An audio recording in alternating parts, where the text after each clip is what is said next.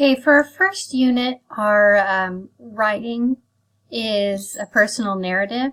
So I've created a Google Doc and I've labeled it with my name and personal narrative so that when it's saved, I can find it easily, and when it's shared, it'll be easy to sort out and access again if it's properly labeled with your name and personal narrative. And I think I'm going to break this into several different videos. So I've broken down the different phases of writing, and I'm going to try and make a video about each phase of writing. So this is the first video. We're going to talk about brainstorming, and then through other videos I'll get to organizing, writing multiple paragraphs, revising, which is fixing errors in ideas, and editing, which is fixing errors in grammar and spelling. Okay, so our topic is a personal narrative. The assignment was write about a meaningful experience I've had. So what I've done is I just sort of thought back on my life and picked just listed out some ideas of things that have happened to me that I might want to write about. So here are some ideas. I've got fishing with my dad, when I learned to ride a bike, when I learned to play the flute, a trip I took to the Grand Canyon with my mom and my brother, when I got my first dog, my wedding day, my trip to Alaska, a trip to Europe, a trip to Galapagos, how I learned to become a teacher, and a day I got my scholarship to college. I should add that to college. Okay, so now that I've got all these ideas, I have to try and think about which would be the best for me to move on to the graphic organizer and organize my, start organizing my ideas. And I need to narrow down these choices. So I'm going to work through that with you so that you can see my thought process, and it can help you with your thought process as you do yours. Learn to become a teacher was a very long process. And that would probably be more like a book than just a multi-paragraph essay.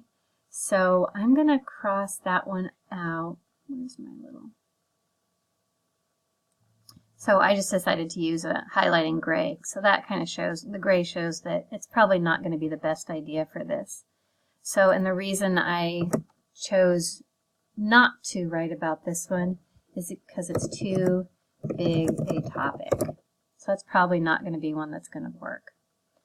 The day I got my scholarship to college, that one I'm going to cross out as well, and my reason for that is because there's not that enough to write about.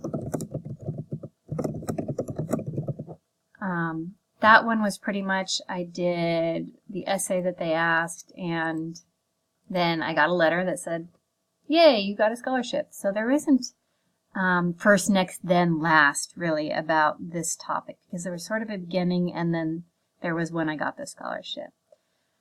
Several of these I don't remember too much about. They're more I remember from what people told me, and I remember from pictures and things like that. So I'm going to cross out some of these just because I don't remember a lot of details about it. And I don't want to rely on what other people have told me or what I've seen in pictures. So I'm going to do that really quick.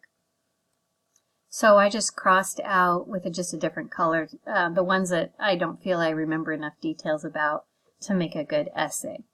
So without those, I'm down to 4 different topics that are left. I've got fishing with my dad, learned to play the flute, when I got my first dog, and my wedding day.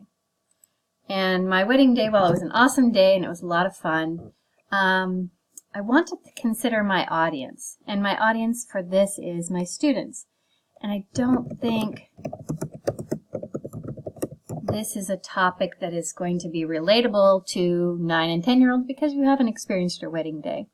So I'm going to cross this one off because it's probably not as interesting as it is to me and probably some other adults.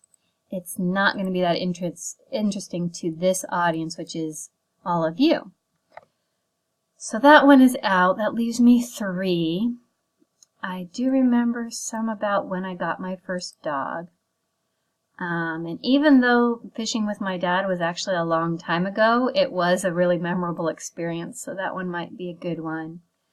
Learn to play the flute. This one I did when I was in high school, so I remember it okay. But I just don't want to. And that's okay too. If it might be something that you're interested in, that would be fine, but this one, I just don't want to write about it. And that's okay. You don't have to. You have to be interested in what you're going to write about. So I'm going to cross that one out too. Besides, I never really felt like there was a final accomplishment with that one. It was just kind of sad. I never got very good. So now I've got down to 2. And what I'm going to do is I'm going to start my graphic organizer. And when I start my graphic organizer, it's going to help me determine which of these is the better topic. I might have to start a graphic organizer and then end up scrapping it because it might end up being not appropriate to use. But it's better than getting all the way down to writing and revising and realizing that this isn't a good topic, because then you wasted a whole lot more work. So I'm going to move on to organizing and my graphic organizer and decide which of these. And I'm going to be looking at fishing with my dad and when I got my first dog, and decide, maybe that graphic organizer will help me decide which one to move on to writing my multi-paragraph essay.